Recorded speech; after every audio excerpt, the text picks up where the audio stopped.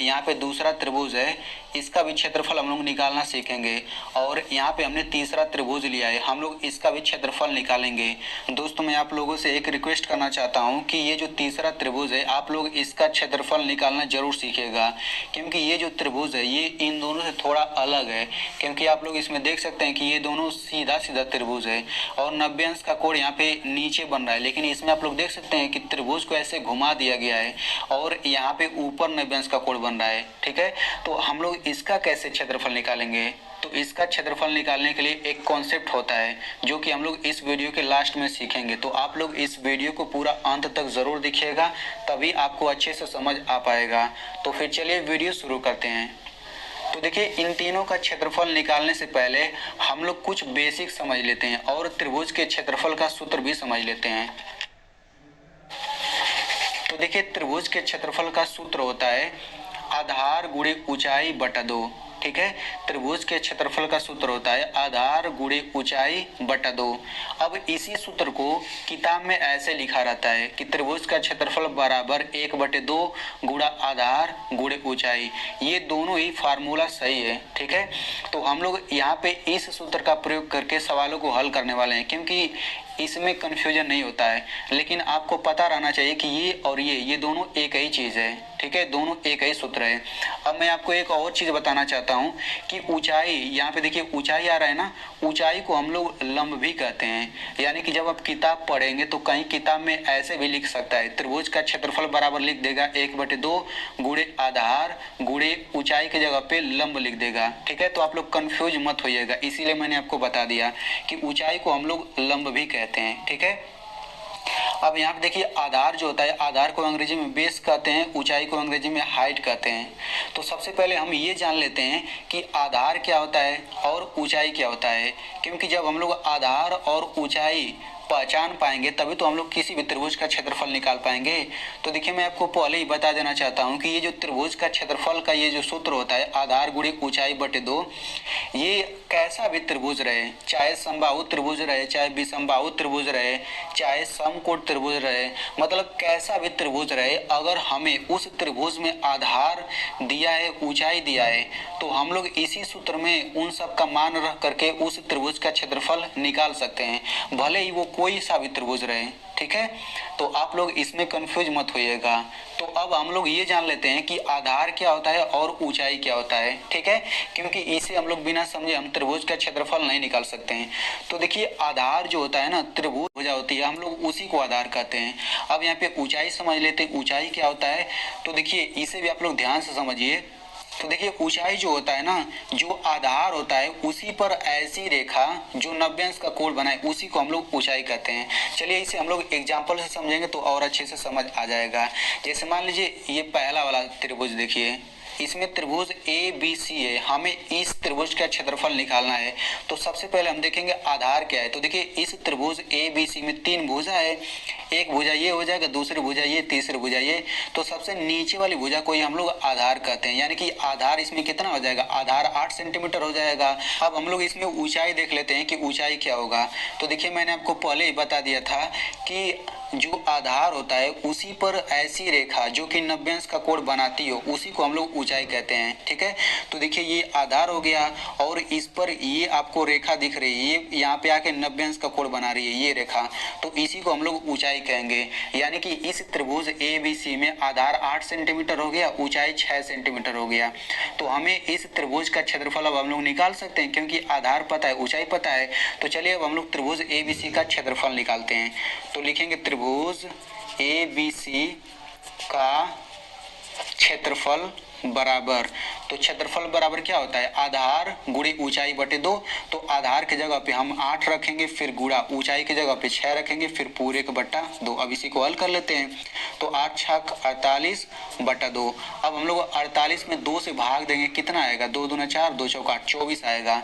तो ये जो 24 आया है ना, यही आंसर नहीं होगा। तो आप लोगों को एक नियम पता रहना चाहिए कि जो क्षेत्रफल होता है, आप किसी का भी क्षेत्रफल निकालें तो क्षेत्रफल का जो ये मात्रक होता है वो हमेशा वर्ग में आता है, 2 घात रहता है।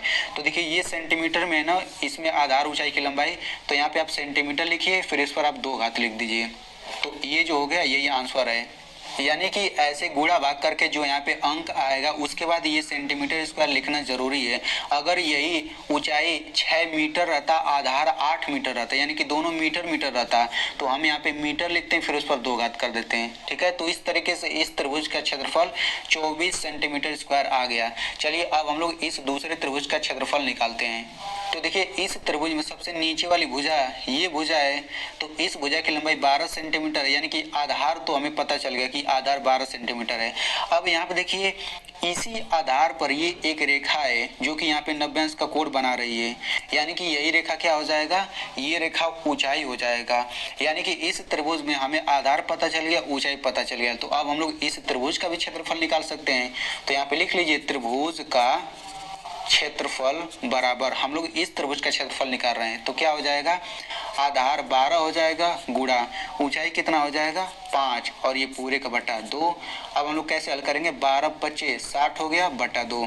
अब हम लोग 60 में 2 से भाग देंगे तो ये 30 आएगा, तो ये 30 आ गया, यही आंसर नहीं होगा। इसके बाद यहाँ पे क्या लिखेंगे, देखिए सेंटीमीटर सेंटीमीटर है ना, तो यहाँ पे सेंटीमीटर लिखिए और 2 घात लिखिए। तो इस तरीके से इस त्रिभुज का आंसर कितना आ गया, 30 सेंटीमीटर स्क्वायर इसका क्षेत्रफल आ गया। अब हम लोग इस तीसरे त्रिभुज का क्षेत्रफल निकालते हैं जो कि सबसे महत्वपूर्ण है, तो इसे आप लोग थोड़े ध्यान से समझिएगा। तो इसमें आप लोग देख लीजिए कि यहाँ पे सबसे नीचे वाली भुजा ये है, यानी कि जो मैंने आपको बताया था आधार का परिभाषा उसके अनुसार तो आधार यही होना चाहिए। ठीक है, तो आप इसे ही आधार मान लीजिए।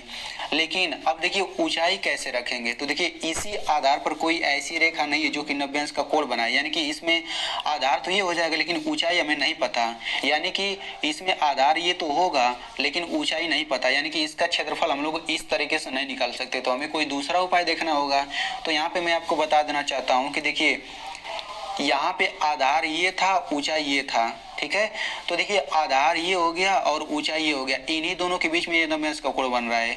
और उसी तरीके से इसमें देखा जाए तो आधार क्या है, आधार ये है, ऊंचाई ये है, तो आधार और ऊंचाई के बीच में ही 90 अंश का कोण बन रहा है। ठीक उसी तरीके से देखिए यहाँ पे 90 अंश है, यानी कि इस 90 अंश को बनाने वाली ये भुजा है, ये भुजा है, यानी कि इसमें यानी कि इन दोनों में से कोई एक आधार होगा, कोई एक ऊंचाई होगा, क्योंकि हमेशा देखिए आधार और ऊंचाई के बीच में 90 अंश का कोण बनता है हमेशा।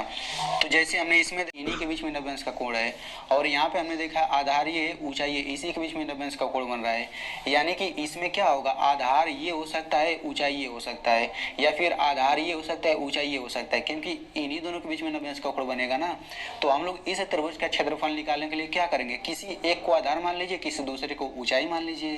ठीक है, तो हम लोग इस त्रिभुज का क्षेत्रफल निकाल लेते हैं। अभी मैं आपको बताऊंगा कि क्यों आधार ये नहीं लिया जाएगा, वो मैं अभी आपको बताऊंगा। सबसे पहले इसे लिख लेते हैं, तो ये हो जाएगा त्रिभुज का क्षेत्रफल बराबर आधार इसको मान लेते हैं 6, चाहे आधार किसी को मानिए, तो आधार 6 मान लिया, ऊंचाई की जगह 7 हो जाएगा, फिर बटा 2।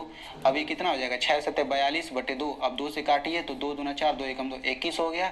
सेंटीमीटर है तो ये कितना हो जाएगा, सेंटीमीटर पर 2 घात, तो ये जो हो गया यही इसका आंसर है। अब यहाँ पे मैं आपको बता देना चाहता हूँ कि हमने इसको क्यों नहीं आधार लिया। तो देखिए यहाँ पे हमारे पास एक त्रिभुज है, इसे आप लोग थोड़े ध्यान से समझिएगा क्योंकि ये बेसिक रूल है। ठीक है, तो यहाँ पे हमारे पास एक त्रिभुज ABC है, अगर हम इसका क्षेत्रफल निकालना चाहें तो इसका क्षेत्रफल कितना होगा, तो इसका क्षेत्रफल मैं यहीं पे निकाल देता हूँ, 5 गुणा 12 बटे 2 कितना हो जाएगा, यहाँ पे 12 25 60 बटे 2, 60 बटे 2 होगा, यानी कि 30 होगा, 30 सेंटीमीटर स्क्वायर। तो देखिए 30 सेंटीमीटर स्क्वायर इसका क्षेत्रफल आ गया। तो क्षेत्रफल होता क्या है, देखिए क्षेत्रफल क्या होता है, क्षेत्रफल स्थान को बताता है, यानी कि ये 30 सेंटीमीटर स्क्वायर है ना, इसी त्रिभुज के अंदर ये जो पूरा स्थान है इसी स्थान को अंकों में बता रहा है। इतना आप लोग ध्यान रखिएगा कि क्षेत्रफल जो होता है वो स्थान को बताता है, यानी कि जो 30 सेंटीमीटर स्क्वायर आया है ये इस स्थान को बता रहा है, इस त्रिभुज ABC के अंदर जितना भी स्थान है। तो देखिए अगर हम लोग इसी को कुछ इस तरीके से ऐसे उल्टा कर दें तो उल्टा करने से क्या होगा, फिर भी तो ये स्थान इस त्रिभुज के अंदर स्थान तो उतना ही रहेगा ना। तो ऐसे मान लीजिए पलट करके चित्र बना करके आपको दिया है, तब इसका क्षेत्रफल निकालने के लिए क्या करेंगे हम लोग, आधार इसमें से किसी को मान लीजिए, ऊंचाई किसी को मान लीजिए, इन दोनों का गुणा करके बटा 2 कर दीजिए, वही आंसर हो जाएगा। ठीक है। तो इसको मान लीजिए ऐसे घुमा दिया है, किसी भी तरीके से घुमा दिया, तो हम लोग क्या करेंगे, 90 अंश वाले कोण को ढूंढेंगे और इन दोनों को बनाने वाली जो दोनों भुजा है उन्हीं दोनों में से कोई एक आधार होगा, कोई एक ऊंचाई होगा, फिर उन दोनों का गुणा करके बटा 2 कर देंगे तो वही इसका क्षेत्रफल निकल जाएगा। तो आई होप आपको बहुत ही अच्छे से समझ आ गया होगा। अब मैं आपको एक सवाल देता हूँ, आप लोग उस त्रिभुज का क्षेत्रफल निकाल करके जरूर बताइएगा। तो आप लोग इस त्रिभुज का क्षेत्रफल निकाल करके कमेंट में जरूर लिखिएगा।